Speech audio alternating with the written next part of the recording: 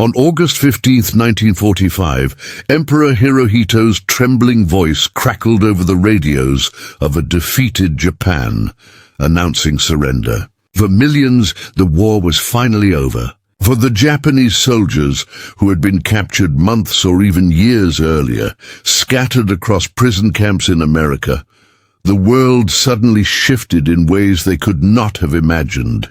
They had marched into captivity expecting humiliation, cruelty, perhaps starvation. Instead, many discovered something so alien, so utterly unthinkable, that it felt like stepping into another universe.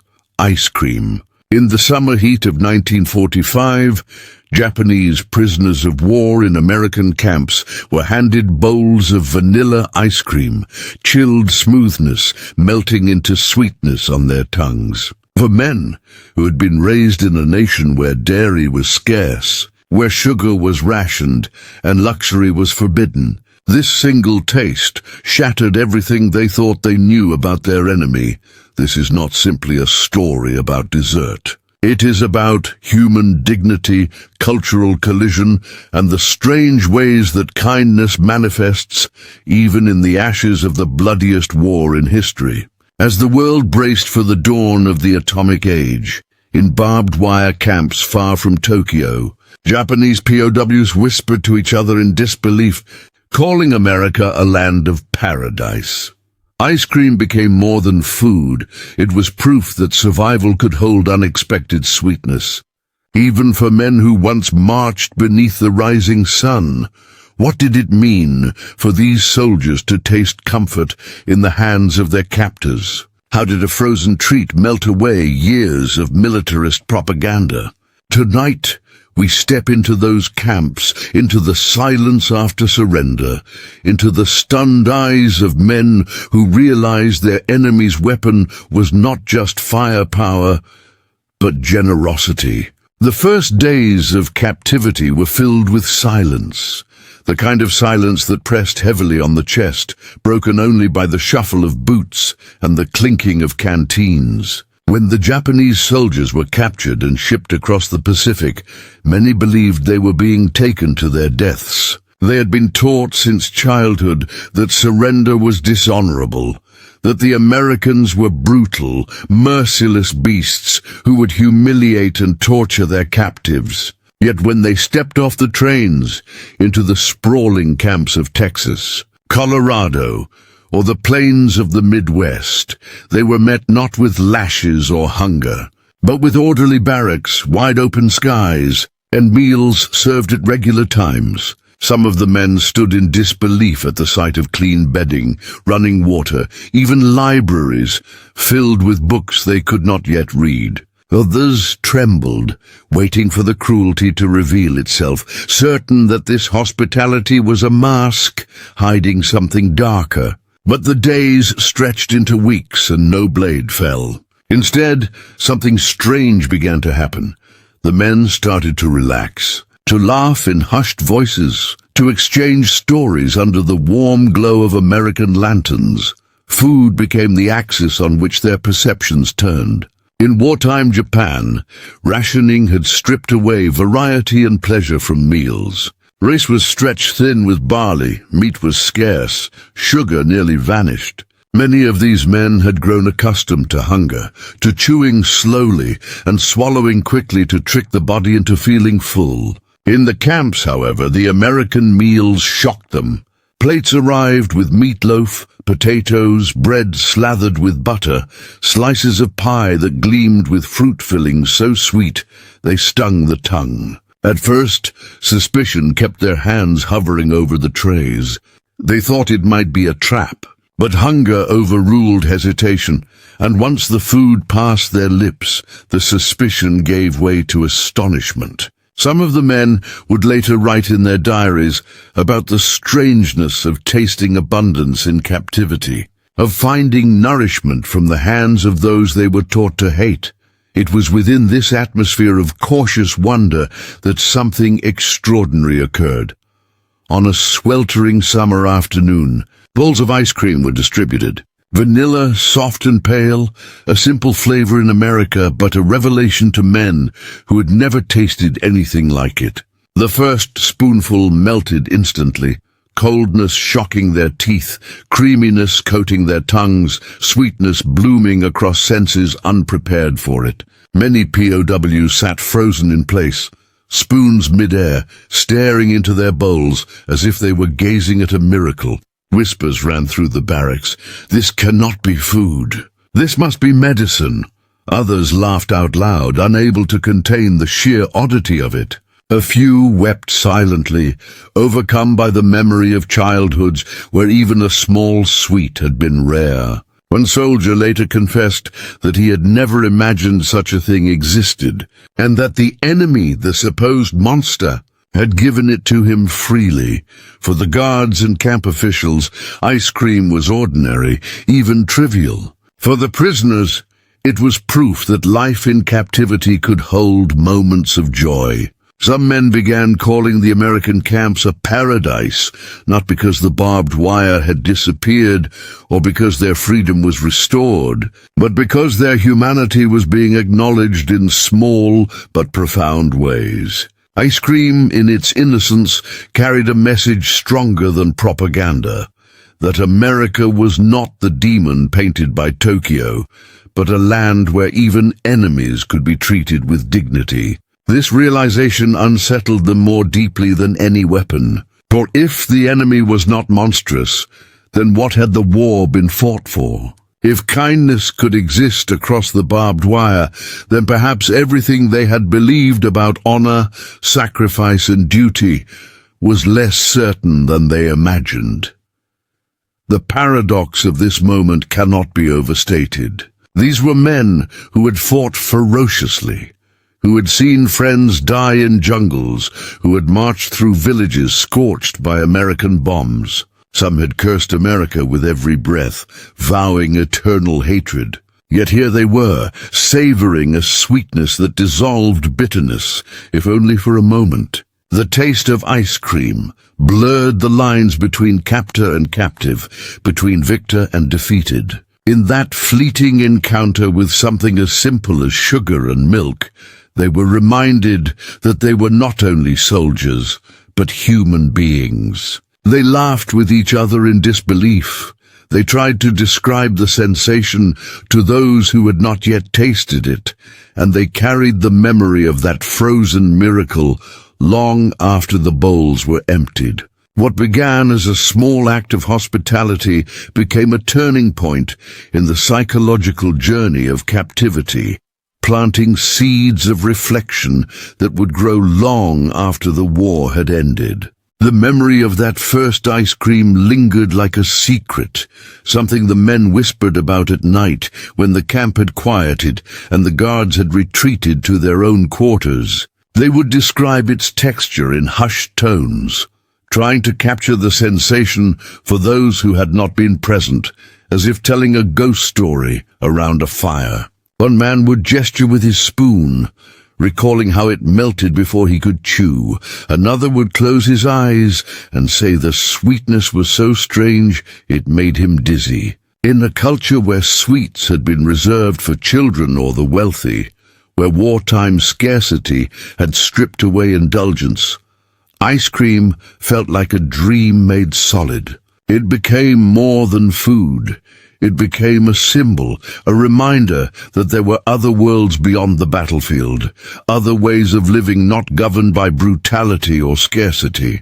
For men who had been raised in an empire that demanded sacrifice until death, this realization was quietly revolutionary. The camp routines settled into rhythm, each day both monotonous and strangely liberating. Wake at dawn, line up for roll call, work in the fields or workshops, return for meals and rest in the evenings. The barbed wire loomed, but within its boundaries there was space for humanity to breathe again.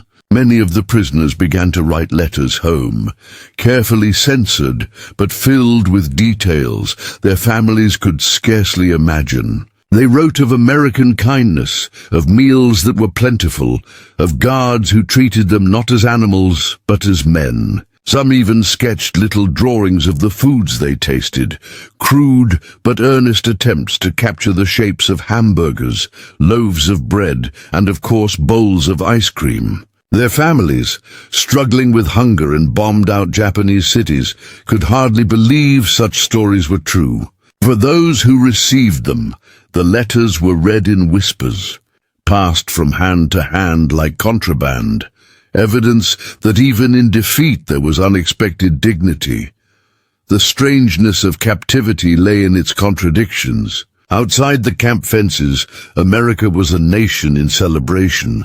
Fireworks in the streets, returning soldiers embraced by weeping families. Inside, the men who had once fought to destroy that same America were experiencing an entirely different reality, one of unexpected safety, where the enemy fed them, clothed them, and allowed them to rebuild fragments of normal life. Some worked in agricultural fields, ploughing land under the watchful eyes of guards, and were astonished by the machinery available.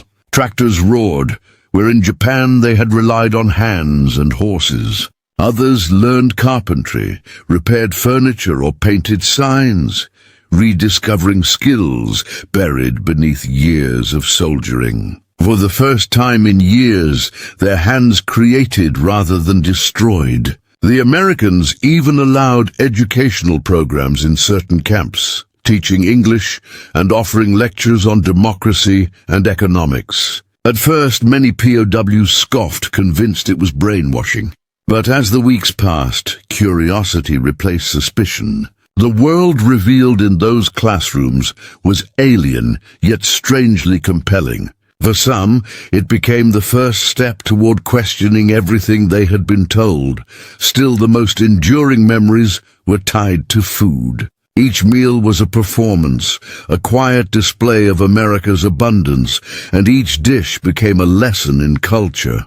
Bread with butter taught them about dairy. Coffee, bitter and dark, shocked their senses. Apples appeared in baskets, shiny and plentiful, when in Japan, fruit had been a luxury rationed to the sick. And ice cream, served sporadically but always remembered, held a special place in their hearts. It was often accompanied by music on the radio, swing tunes drifting through the mess halls as prisoners sat in rows, tapping their feet, their spoons scraping bowls. In those moments, war seemed far away, reduced to memory. Some of the men would close their eyes and imagine themselves in an entirely different life, one where they were students abroad, guests in a foreign land rather than captives. That illusion, however fragile, allowed them to carry on with spirits unbroken.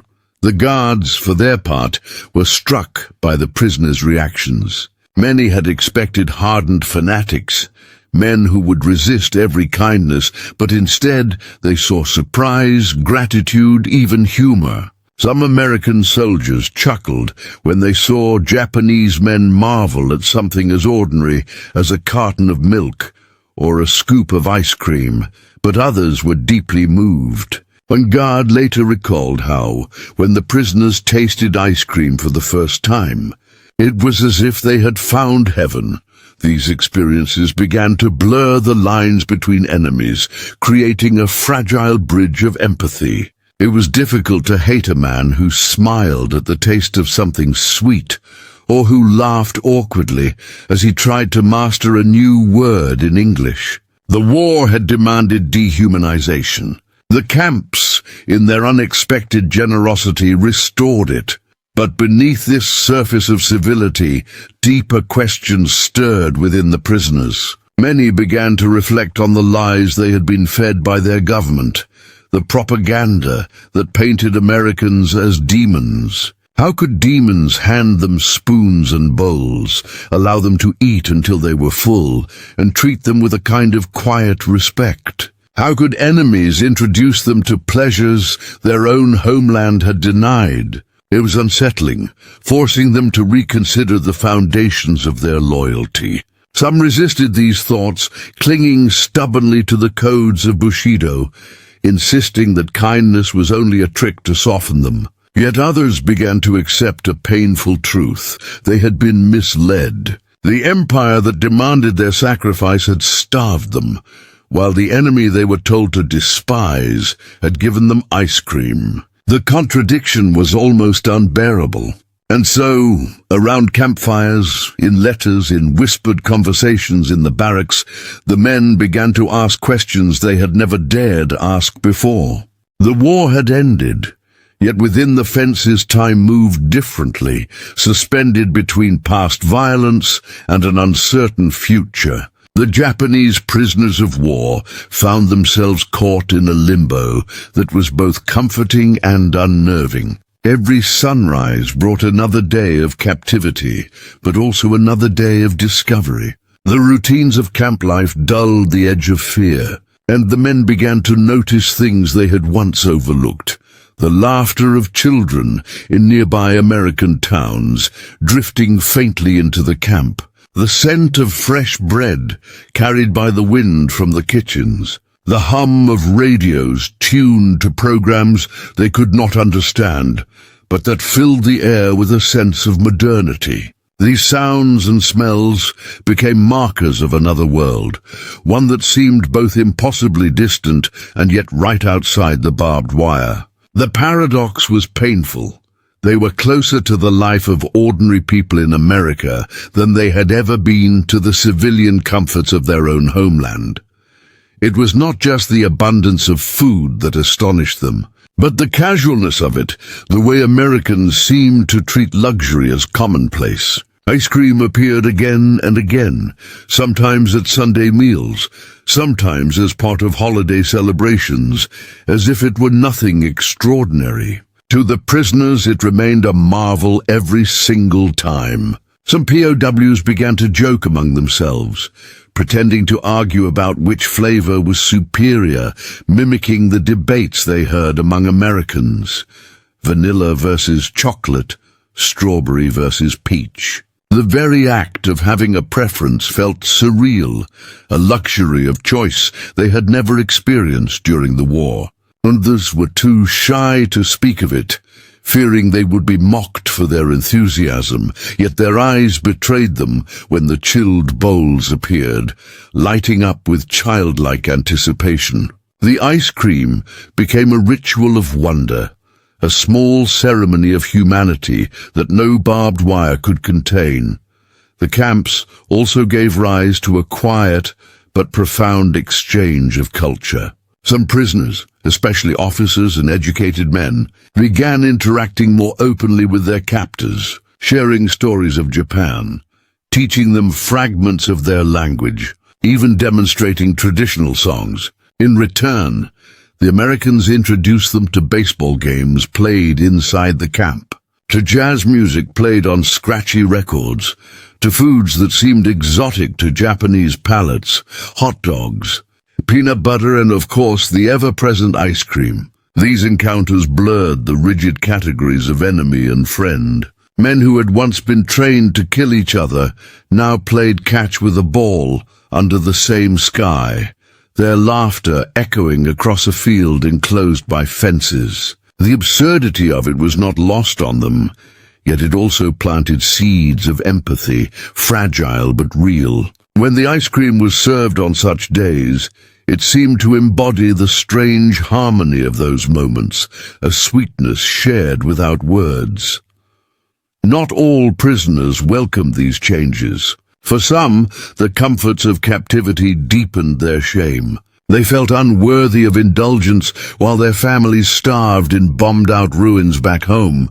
Each spoonful of ice cream tasted of guilt, a reminder that they were eating well in enemy hands while their loved ones endured suffering. These men withdrew into themselves, eating quickly and quietly, their eyes clouded with sorrow. Others resented the way kindness threatened their resolve, fearing it would erode the honor they clung to. They whispered that the Americans were softening them, preparing them to abandon their loyalty to Japan. Yet even these skeptics could not deny the pull of sweetness. They too returned their empty bowls, trying to mask their reluctant enjoyment. The conflict between duty and desire played out in every bite, a silent battle within the heart that no one else could see. The Americans, observing all this, began to realize something profound. They saw that victory did not end with weapons or treaties, but with gestures that reshaped perception. A bowl of ice cream could do what propaganda leaflets and speeches could not. It could dissolve hatred, if only for a moment. To the guards, it was both amusing and humbling to watch grown men marvel at something they had known since childhood. Some even began to share their personal stories, telling the prisoners about family farms, about childhood summers, about first jobs at soda fountains where they had scooped ice cream for neighbors. These stories, ordinary in America, sounded like fairy tales to the Japanese prisoners, who had grown up in a society of scarcity and sacrifice. The exchanges were small, but they built bridges of understanding, reminding both sides of their shared humanity beneath the uniforms. And so, ice cream became a symbol, not of victory or defeat, but of the possibility that even after the most brutal of wars, sweetness could still be tasted. In later years, many former prisoners would recall those moments with a mixture of astonishment and gratitude. Some would describe them in memoirs, others in interviews decades later, their voices tinged with disbelief that such a simple thing had left such a lasting mark. They did not remember the exact words of the guards, or the exact faces of their fellow prisoners, but they remembered the cold shock on their tongues, the laughter that rippled through the barracks, and the realization that kindness could be found in the most unlikely places. It was, perhaps, the most unexpected lesson captivity had to offer. Time in the camps stretched on, marked not by battles or campaigns, but by seasons. The harsh chill of winter brought snow that blanketed the fences, softening even the menacing outlines of barbed wire. For the Japanese prisoners, many of whom had never seen such landscapes, the snow was a wonder in itself. They built makeshift snowmen, carved crude sculptures with their hands, and marveled at the strangeness of a world so far removed from the steaming jungles of the Pacific where they had fought. In those frozen months, hot meals became small sanctuaries, steaming trays that thawed numb fingers. Ice cream was absent during these times, replaced with soups and breads, but the memory of it lingered, becoming a point of longing, a reminder that summer would bring its return. And when summer finally came again, when bowls of ice cream were once more set before them, the taste carried not just sweetness, but the reassurance that time was moving, that life, even in captivity, was still capable of renewal. The prisoners began to weave rituals around these small indulgences. On days when ice cream appeared, men would save every spoonful, eating more slowly than usual, stretching the moment as long as possible. They joked that it was the closest thing to a holiday they could expect behind wire. Some even began to mark the days on hidden scraps of paper, counting the intervals between servings, turning a camp menu into a kind of private calendar. In a life defined by confinement, these rituals gave structure and meaning. They reminded the men that joy could exist in repetition, that anticipation was its own form of survival.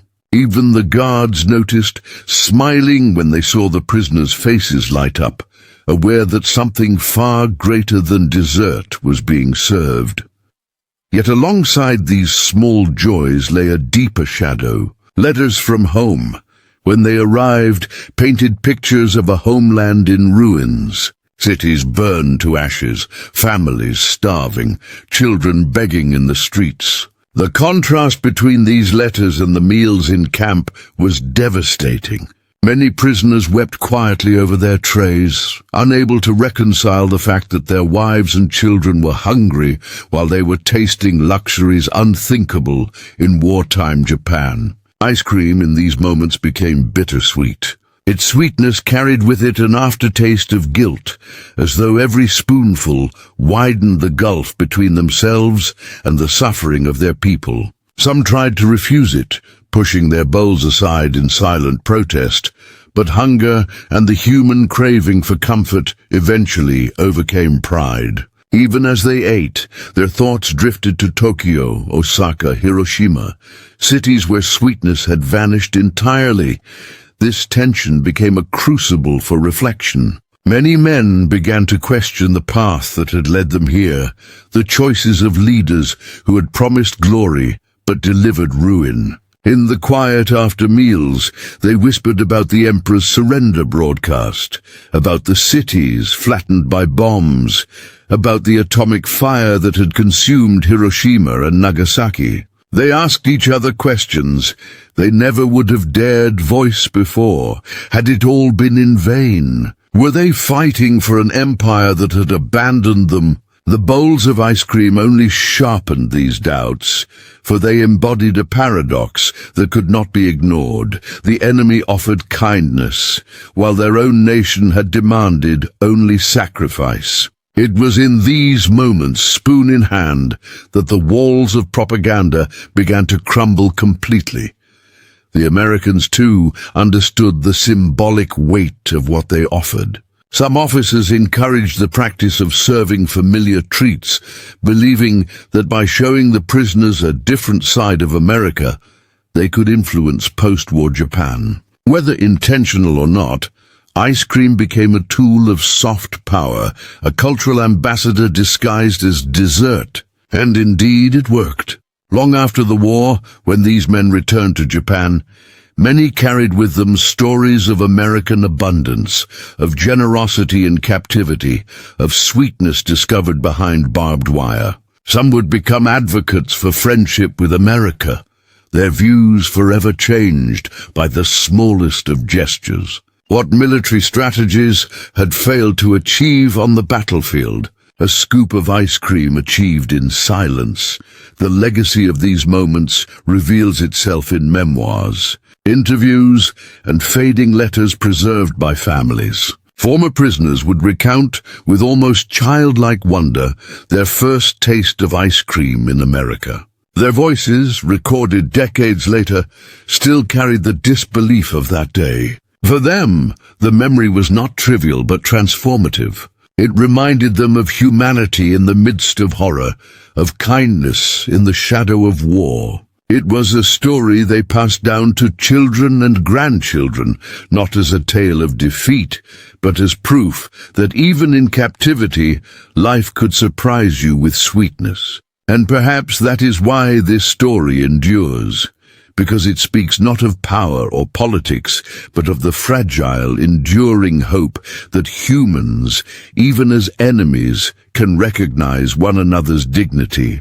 When the gates of the camps finally opened and the long process of repatriation began, many Japanese prisoners stepped out into the blinding sunlight of freedom with mixed emotions. They longed for home, for the sight of familiar mountains, for the sound of their native tongues spoken without hesitation. Yet as they boarded ships bound for Japan, they carried with them memories that could not be erased. They left behind not just the barbed wire and the guard towers, but the echoes of laughter shared in mess halls, the sound of jazz spilling from radios, the taste of meals that had sustained them. And above all, they carried the lingering sweetness of ice cream, that unlikely symbol of a world far gentler than the one they had expected. In the years to come, when they would retell their stories, it was not the fences they described first, nor the monotony of captivity. It was the astonishment of that cold, melting sweetness placed into their hands by their enemy. The return home was not easy. Japan was unrecognizable to many who had left it years before. Cities lay in rubble, villages bore scars of firebombing, and families were scattered, some lost forever. Survivors of Hiroshima and Nagasaki spoke of horrors that eclipsed even the darkest memories of battle.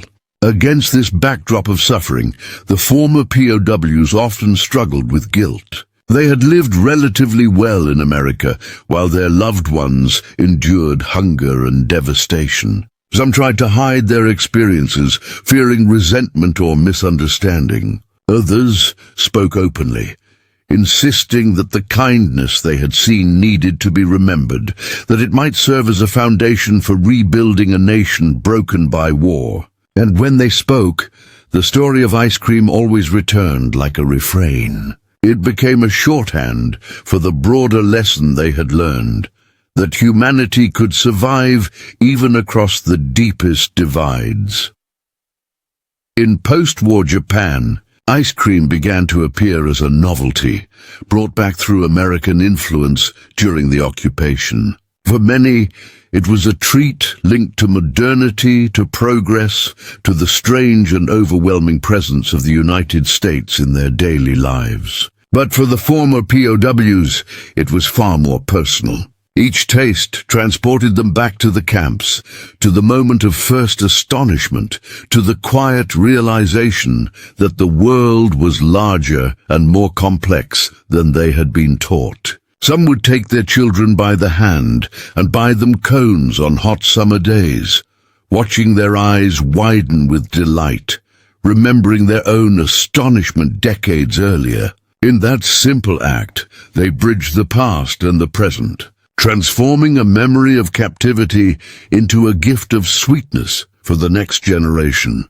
The story spread gradually, not through official histories, but through anecdotes, memoirs, and whispered recollections. Veterans' reunions, interviews with aging former soldiers, and family gatherings became spaces where the memory resurfaced. Each time, it was told with the same mixture of wonder and disbelief. And each time, it resonated deeply with listeners because it captured something essential, that even in war, when hatred seems absolute, kindness can still pierce through.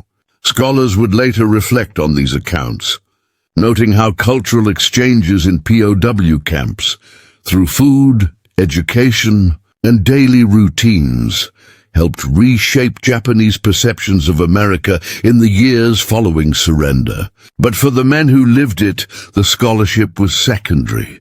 What mattered was the lived experience, the moment of tasting something impossibly new and realizing, in that instant, that their captors were also human beings. Today, the tale of Japanese POWs tasting ice cream in American camps lingers as a quiet testament to the power of small gestures. It is not a story of military victories or grand strategies, but of humanity revealed in its simplest form. In the face of devastation, it reminds us that kindness does not erase the horrors of war, but it can soften them, offering a glimpse of what reconciliation might look like. For the men who carried that memory across decades, ice cream became more than dessert.